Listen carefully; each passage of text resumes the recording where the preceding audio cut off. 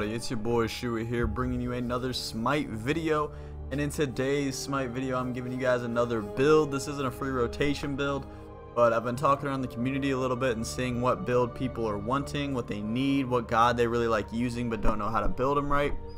And the one that took the cake was Raw. Now when you buy the game, if you don't buy the Founders Pack, you get a couple gods free, and Raw is one of them. So I understand why people want this build.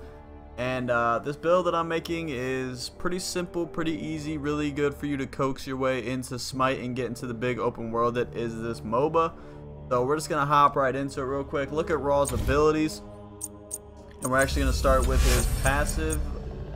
Every time Raw uses an ability, his movement speed is increased 6% and it can stack 3 times in the last 10 seconds. Not too bad, he's really quick, can get around pretty fast by using abilities. Not too bad, pretty easy. Pretty basic to understand. His main one that you're going to be using a lot for minion wave clear is Celestial Beam. He summons a moving beam of intense light from the sky, doing damage to anyone caught under the beam. Pretty much it's a straight like skylight shot that just goes in a straight line, and it's decently fast. It's easily avoidable, but it's got a little bit of like a hidden range on the sides of it that will get you hit. But it's really good for minion clear because you'll probably be running mid with Raw. So pretty much you'll just throw it down mid on the minion line and it'll just take out all the minions on the way down. Divine Light you start to emanate light from Raw, stacking a slow every 0.5 seconds on enemies near him. After 2 seconds the light detonates, doing damage and increasing the slow duration. Any enemies facing Raw at that time of the explosion are blinded. And has a 30 radius, caps out at 220 plus 30 of your magical power, at 5% slow, and duration is 3 seconds. Now this one's not too bad. It's not really too important to your build. If you're doing like a chase down through jungle after a team fight or something like that, it's really useful. But other than that, you're pretty much not going to be using it for the most part. I mean, you'll use it every now and then if you're in a fight and you want to blind somebody and you got a little bit extra mana to spare, but it's really not going to be your main thing that you use. Solar Blessing. Raw summons a pillar of blessed light. Allies inside the blessings are healed every second. Enemies are damaged every second. Now this one will be a situational switch. It can be a positive where you heal yourself and allies and you use it kind of like as a bathe pool, or you can use it to pretty much trap an enemy and a bunch of enemies if they're like in mid lane on a team fight. You throw it in between them, you'll get a little bit of ticks on them. But I would honestly recommend using this as a self heal for sustain in lane. It's really helpful and I like using it a lot. I've played a little bit of Raw, not too much though. But it's definitely, in my opinion, better as a self-heal than as an offensive. It can also be used to clear minions, but I wouldn't really recommend it. I would wait and save your Celestial Beam for that. Now to the big kahuna, or the call as I like to call it. Searing Pain. Raw calls on the power of the sun to decimate his foes in an extreme blast of heat in front of him, doing damage to all enemies unlucky enough to find themselves in the path. Does 700 plus 100% of your magical power. Now this thing hits like a truck, but it is a skill shot. It's not, the range on it and the accuracy on it is very low, and you pretty much have to hit them square in the chest, or pretty much you literally have to physically hit them with it for it to pretty much do anything. And it doesn't have any auto lock, doesn't have any aim assist or anything like that, so it's actually very difficult to hit. But when you hit it, you will feel the most satisfied in this game than you do with any other ability whatsoever, and it's a beautiful thing. Now, we're actually going to hop on over to the ability build first. Now, I recommend doing Celestial Beam, Solar Blessing, Celestial Beam, Solar Blessing, and then Super. And then I'll go Celestial Beam, Divine Light, Solar Blessing, Searing Pain. Celestial Beam, Solar Blessing, Searing Pain, Solar Blessing, Divine Light, and then just fill the gap. And that's pretty much it. Now the item build on this. Now this can be fluctuated back and forth between what you really want to use and what you think would work better in the game that you're in. Because if you're going against a super tank or something like that, you're going to want to get more penetration than you are for anything else. So we're going to do my basic all-around build that does pretty decent. You can alter a couple items once you get a little better with it to then pretty much suit a better situation. So if you're going against a lot of junglers and stuff like that, you're going to want to get something that reduces their healing so that their life steal is pretty much useless and you can put them in their place. But your starter item, I start with Vampiric Shroud. And then, as always, you guys know, I always buy, no matter what I'm playing, I always buy First Aid Meditation. And then I buy the starter boots. Let me find these boots real quick. These aren't the ones that we're using, we're just using them for the starter boot. Now, the main items in your core are going to be the Shoes of the Magi, if I can find them. Quick, yep, Shoes of the Magi. Gives you magical power, mana, and movement speed. Pretty much self-explanatory. More mana, more power, more movement. Can't ask for anything better than that. Now, first offensive. Now, this one is where the situational part comes into play. I actually like to get the Book of Thoth because it gives you 125 mana, 15 MP5, and 100 magical power. You gain 10 mana per stack and 5 stacks for a god kill, 1 stack for a minion kill. Caps at 75, and you gain 3% of your mana is converted into magical power.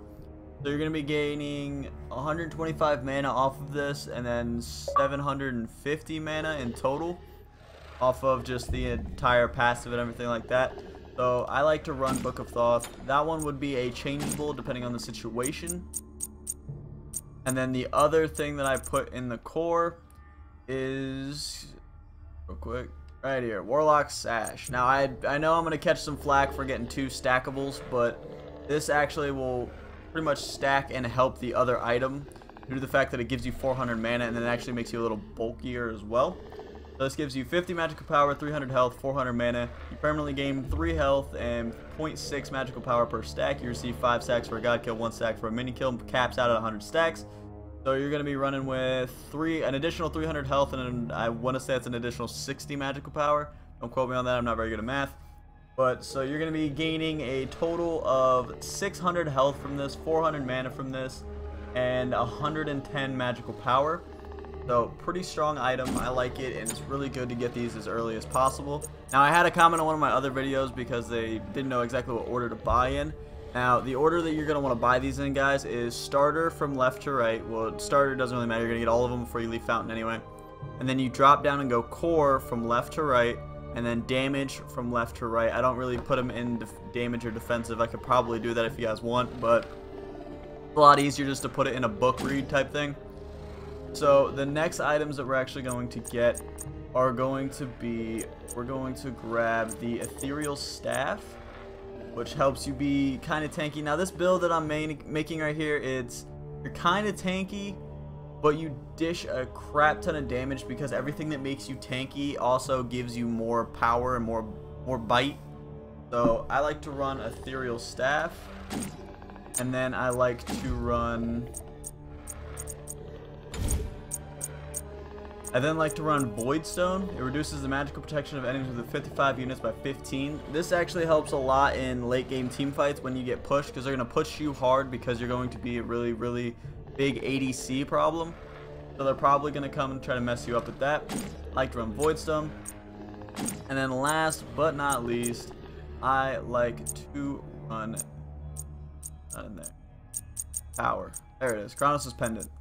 I like Kronos' Pendant. It gives you 75 magical power, 25 MP5, and 25% cooldown reduction. Now, this really works out pretty much really good late game because you're going to be casting as many abilities as possible. You have so much mana to play with. You're just going to be shooting out lasers left and right, freaking like you're at a Skrillex concert. It's going to be crazy. But that's pretty much it for the build. We'll throw these on real quick so you can see the overall stats. Now, you're going to be rocking 160 basic attack, 482 power, 1.06 attack speed, double zeros in lifesteal and penetration, which really isn't a big deal for you. Like I said, though, your penetration or your lifesteal would need to go up depending on the situation. If you're going against junglers or if you're going against a tank, I would definitely recommend switching out like Voidstone or Ethereal Staff or like Obsidian Shard or something like that. Something that gives you a lot more penetration so you can get through that big wall of a tank. And then protections, we have 60 in physical, 80 in magical. You have 2,645 health, 17 HP 5, 413 movement, 25% cooldown, 2,290 mana, and 54 MP 5. Now this, I think it's a really, really strong build. You're about halfway to the soft cap for magical power, and it's really strong in my opinion. I've used it a couple times and it's hit pretty hard. I'm not a big fan of Raw. I'm a big guy in Hunters. I'm sure you guys already know that by watching my other videos. I really like hunters more than mages, so I'm not really too big into the mage field, but this one definitely works best in my opinion. I've switched it up a little bit, see what items work best, and the double stack items really help a lot. And then also having the ethereal staff to make you stronger based off your health gain from the warlock sash, and then also the warlock sash giving you more mana and health, and then the book of Thoth making your mana turn into power. Both of your things are being turned into power, which is just, it's really beneficial in the long run, and it really makes you hit hard. And then of course you have your penetration and cooldown reduction, so you can hit hard a lot. And that's pretty much it, guys. That's it for me. I hope you guys did enjoy the video. If it did help you, make sure you smack the hell out that like button. It really does make me know that you guys appreciate these videos and that you guys want more build videos. If you have any questions about the video or any other gods you would like me to cover, go ahead and comment those down below, and I will be more than happy to. I'm in love with Smite right now, and I'm pretty much playing every god that I possibly can just to get to know them a little bit, become a little more knowledgeable in the game. But that's it for me, guys. Make sure you subscribe if you're not already to join the shoe crew. I'm going to get out of here, guys. I will talk to you later. Peace!